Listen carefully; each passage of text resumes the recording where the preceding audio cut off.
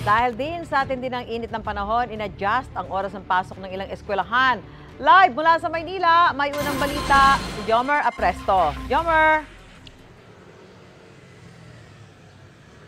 Susan, nandito ako ngayon sa labas ng Arellano High School at Regidor Elementary School sa Maynila. Karamihan sa mga nakausap nating estudyante at magulang ay pabor naman sa mungkahi sa pag-adjust ng oras ng pasok ngayong panahon ng tag-init. Dahil panahon na ng tag-init, minungkahi ng Department of Education sa mga paaralan na i-adjust ang oras ng pasok.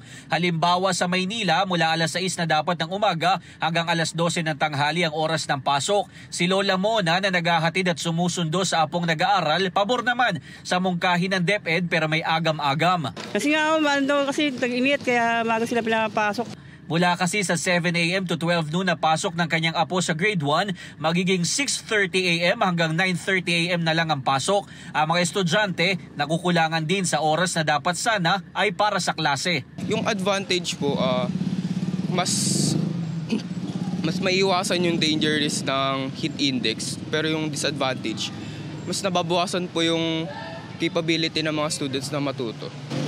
Meron naman po, kaso nga lang po onte dahil po iniba yung schedule dahil po sa init. Dito sa Arellano High School, pinaka-apektado ang mga nasa grade 8 at 9 na dating panghapon ang pasok at ngayon ay magiging pang-umaga na. Ay naman sa pamunuan ng Arellano High School, nagpapatupad sila ng blended learning para hindi magkasabay-sabay ang pasok ng mga estudyante. Halimbawa, pare-pareho ang pasok ng grade 7, 10 at 12, habang pare-pareho naman ang grade 8, 9 at 11.